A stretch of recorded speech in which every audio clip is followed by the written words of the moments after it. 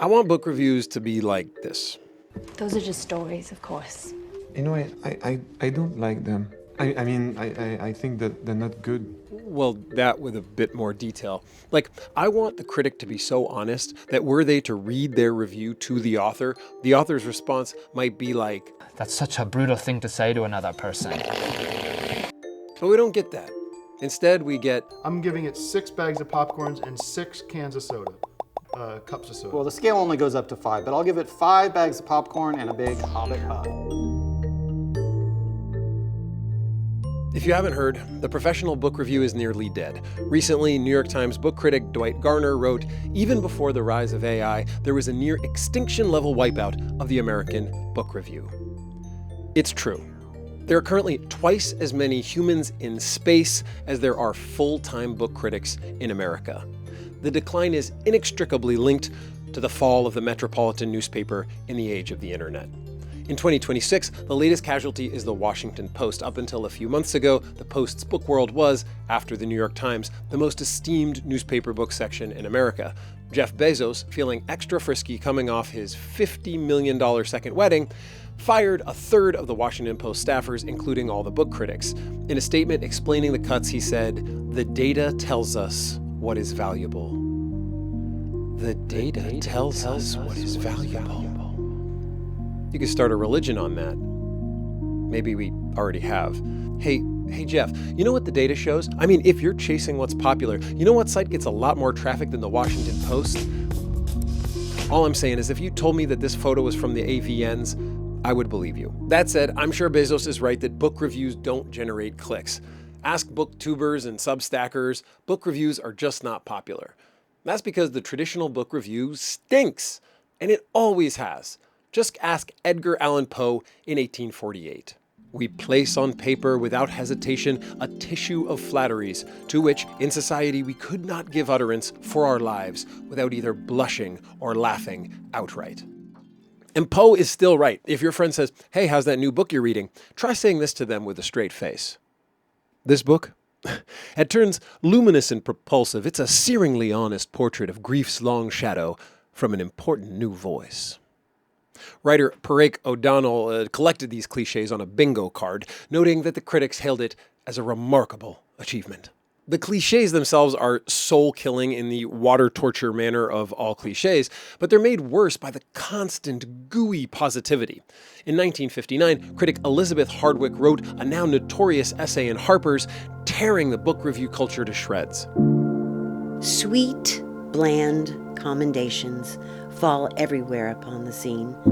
A universal, if somewhat lobotomized, accommodation reigns. All differences of excellence, of position, of form are blurred by the slumberous acceptance. When a book is rebuked, the rebuke is usually nothing more than a quick little jab with the needle, administered in the midst of therapeutic compliments. Hardwick cites a university study which found that in 1956, less than 5% of book reviews were negative. Less than 5%! If only there was a way to do that analysis today. Guys, I did the analysis. Yeah, I'm pretty proud of it. I didn't even use AI. I used Bookmarks, an excellent book review aggregator from the people at LitHub. The Bookmark staff looks at reviews and categorizes those reviews based on if they're raves, positive, mixed, or pans. Now, already that's a little weird because it's not balanced. You know, there's one bad, one neutral, and 2 good, but that's probably just because most reviews are positive. I emailed the Bookmarks people to see if they could supply me with the underlying per review data, but I never heard back, so I had to settle for the per book analysis, which still is a lot of data. Since 2020, they've analyzed book reviews for 3,721 novels. I used the count if function in Google Sheets.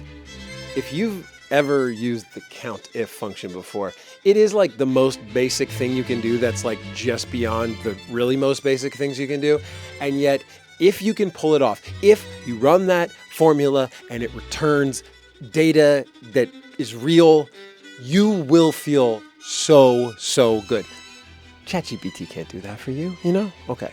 So anyways, here's the pie chart. The reds are raves. The positive ones are also red. The mixed ones are in purple, and the blues are all the pans. What's the matter? Can't see the blues? Oh, it's in there. It's that sliver that represents 0.3%. That's right, folks. 95% of the novels got raves and positive reviews. Only 4.6 got mixed reviews.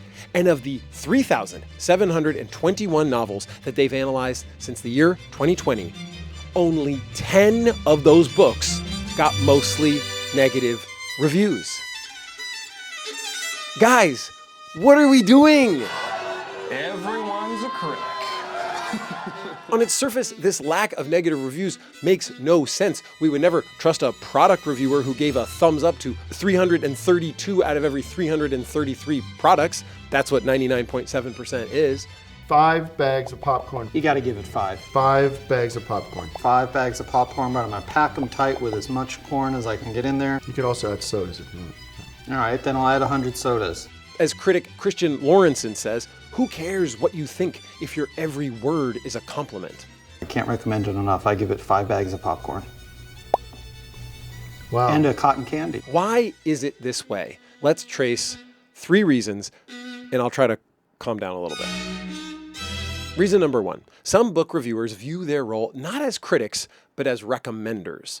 Essentially, these folks won't write or publish a review of a book they didn't like.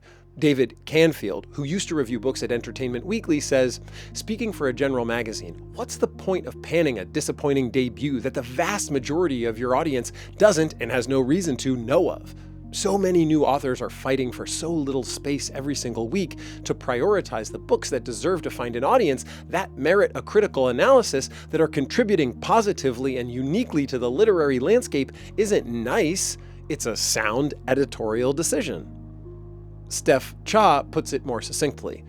I don't think there's anything wrong with cheerleading, not when there are so many wonderful books to talk about. Summer Brennan notes that when she commissions reviews, she tells her reviewers to ask for a different book if they sense that the review will be negative.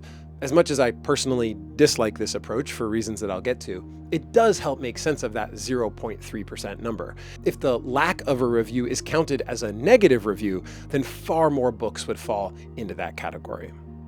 Reason number 2, full-time book critics have been replaced with freelancers. When Bezos gutted book world at the Washington Post, he sent the book reviewers, Becca Rothfield and Ron Charles, packing, but left an editor to manage reviews written by freelancers. Of course, this is cheaper for Bezos, who doesn't have to pay their health insurance. As Parake O'Donnell notes, most reviews are written by jobbing? Jobbing, you can say that? Jobbing? Hey, look, hey, are you jobbing? Are you jobbing? What's Irish?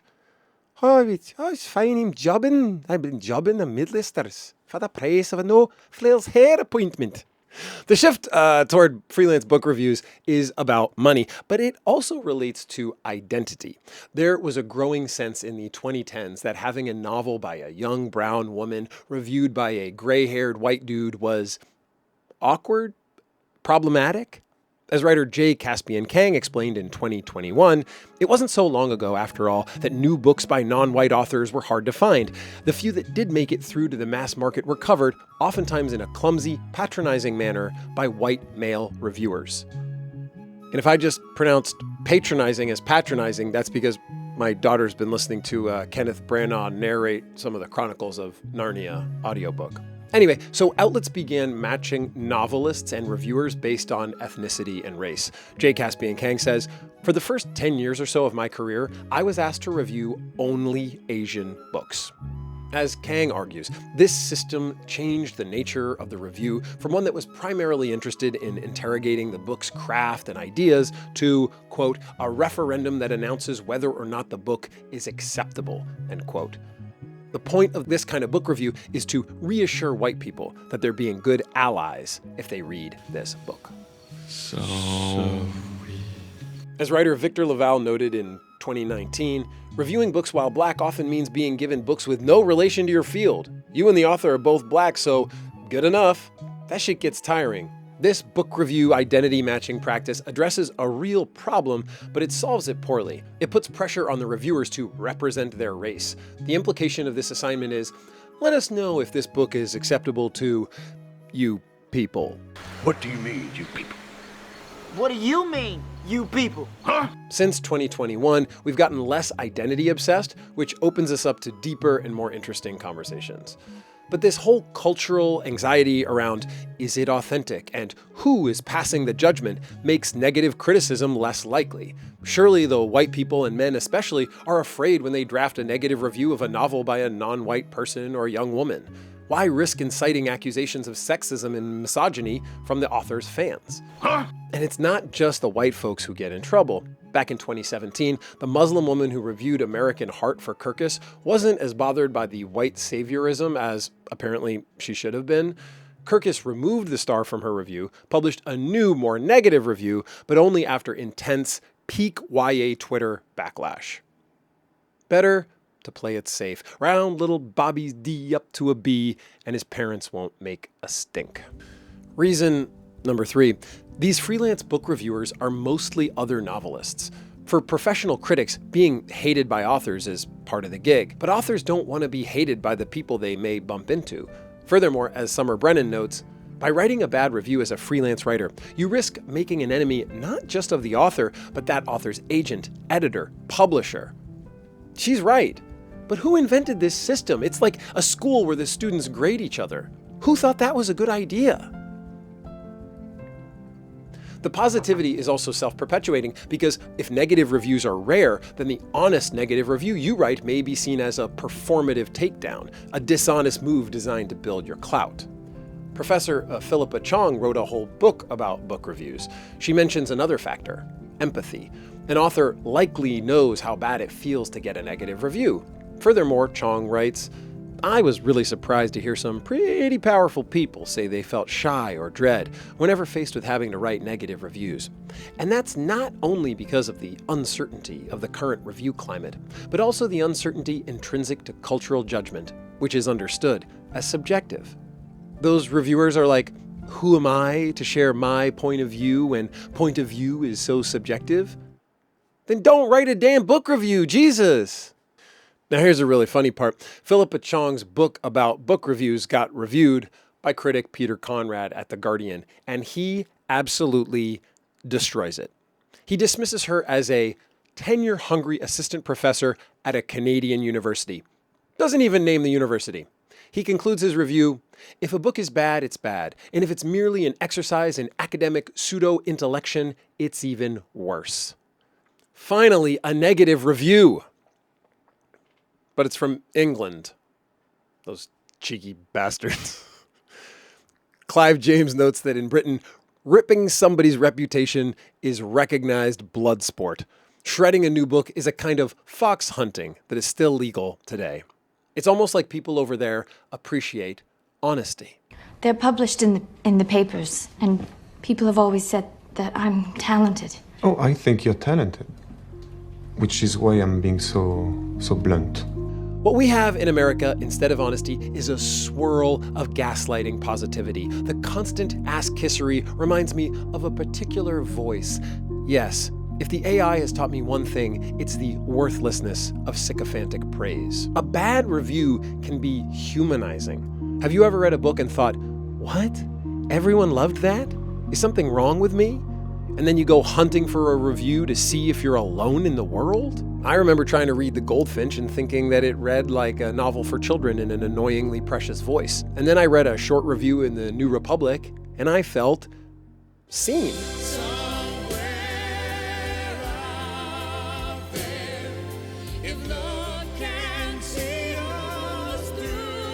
The book reviewer who waters down their criticism does a favor to the author, but a disservice to the rest of us.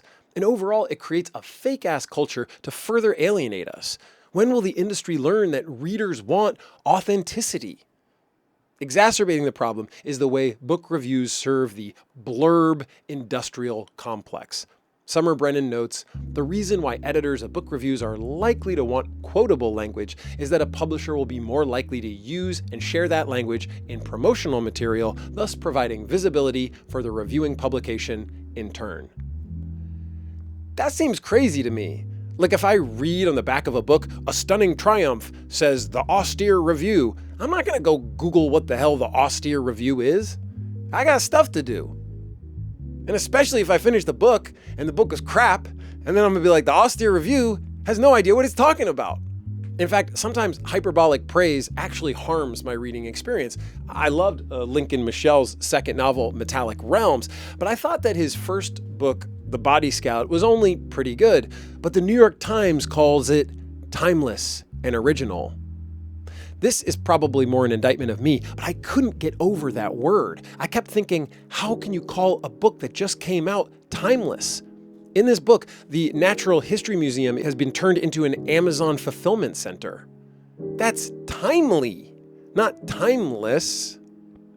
Instead of losing myself into the book, I kept thinking, this is fun, but is it timeless? The person who wrote those words was not a full-time professional critic. They were written by Amal El-Mohtar, the author of This Is How You Lose the Time War. Now that novel rocketed from obscurity to the bestseller lists, not because of a book review, but because of this tweet from Bigolas Dickolas. That is the opposite of a book review. He just says, read. He didn't even say why. It was like he was doing what those posters do that they used to have in the library. I actually have two of them in my house.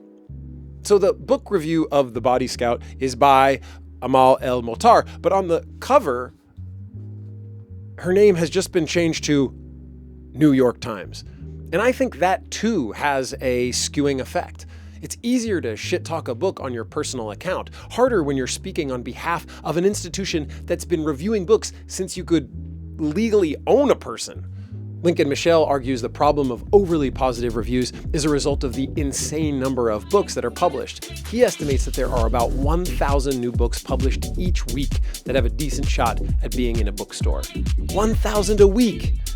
In this world, the book reviewer is just there to point out the ones worth reading. Point taken, but these are just book recommendations. Let's just call them that. And unfortunately, that means they sit very close to marketing, and I don't want my literary criticism sitting next to my marketing. If a book review is actually just a recommendation, here's another problem. I'm good right now. I've got way too many books that I want to read.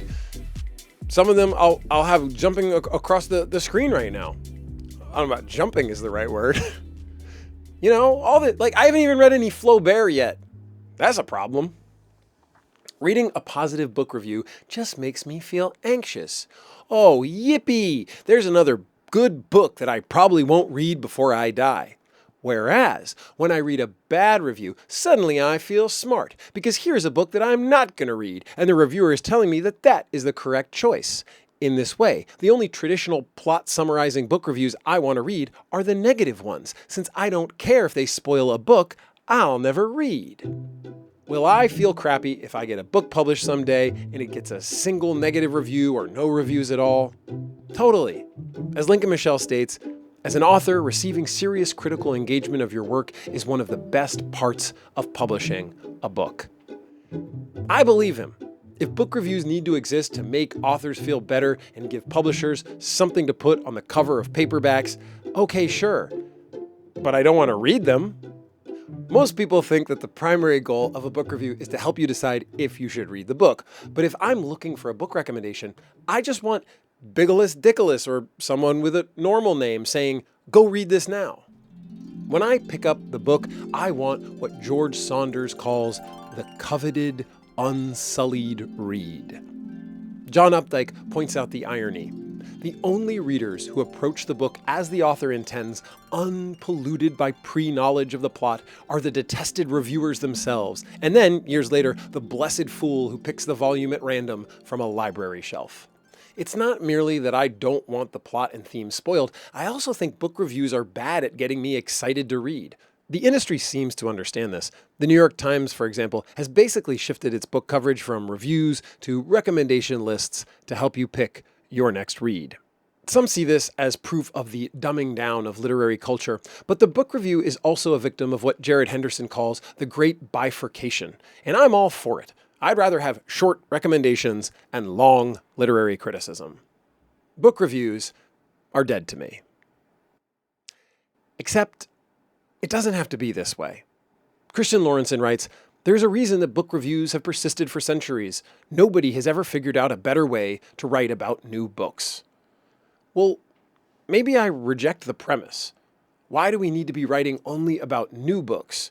Why are we locked into the publicity cycle? What we need is a book review revolution. And it's already happening, but I'll write it up like a manifesto. Book reviews shall be honest, written in a natural voice, not with blurb-friendly jargon, any length the writer pleases, about any book, new or old, unafraid of getting personal or of visiting other topics. The three people I'm aware who are doing this best are Sarando, Kanakia, and Taylor. They're all writing on Substack. When these folks write a book review, I hop in eagerly. I know it won't be fawning. I know I'll gain something from it even if I don't read the book. I'll get to witness an interesting brain at work. The honesty of these reviewers shouldn't be an anomaly. Once upon a time, a negative book review might hurt the novelist by limiting their sales. That's a big deal.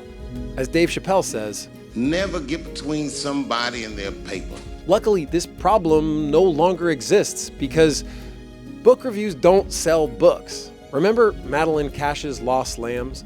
The subject of 19 envy-inducing reviews, including in all the big outlets and a New York Times book review editor's choice? Surely that book was a Times bestseller. But no, Lost Lambs topped out at number 52 on the bigger USA Today list. This is liberating. Now a bad review is just discourse.